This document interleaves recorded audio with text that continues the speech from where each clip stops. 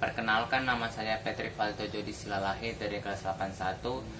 Sekarang saya akan menceritakan tentang sengsara Yesus Kristus.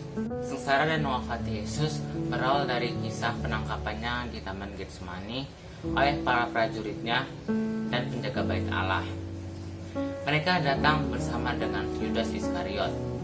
Peristiwa ini tidak mengejutkan Yesus, karena ia sudah tahu apa yang akan menimpa dirinya. Namun, bagi para murid yang lain, ia tidak memahami maksud dari peristiwa tersebut, sehingga mereka berusaha untuk melawan dan melindungi Yesus. Bahkan Petrus sempat memotong telinga salah satu hamba imam besar. Akan tetapi, Yesus menegur Petrus dan merelakan dirinya ditangkap oleh para prajurit dan penjaga bait Allah.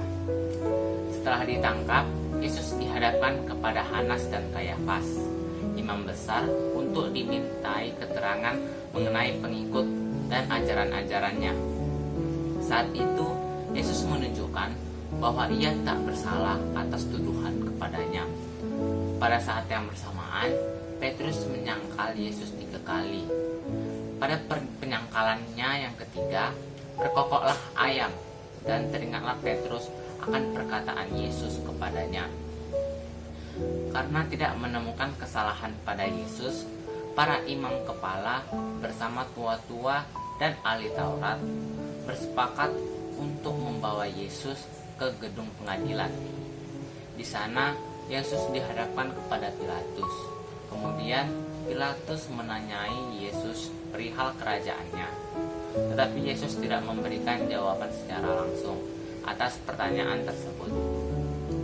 Yesus baru memberikan jawaban secara langsung atas pertanyaan kedua dari Pilatus.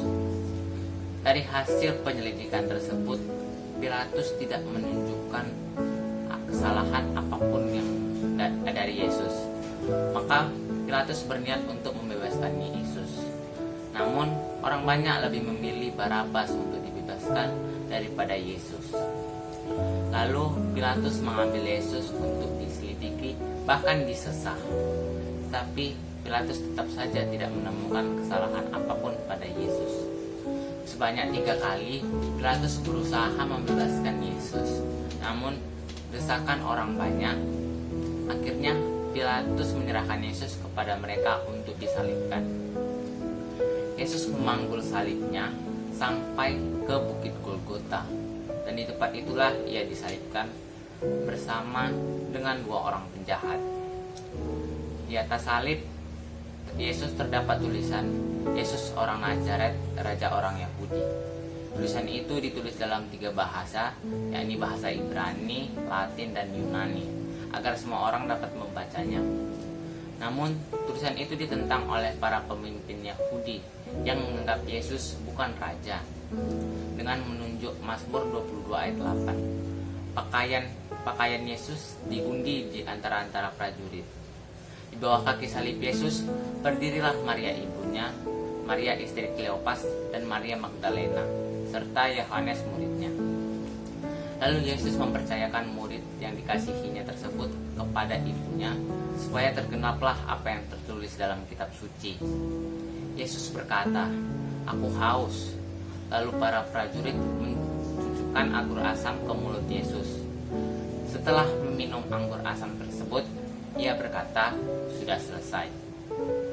Ia menundukkan kepalanya dan menyerahkan nyawanya, karena pada hari itu merupakan hari persiapan Paskah bagi orang Yahudi.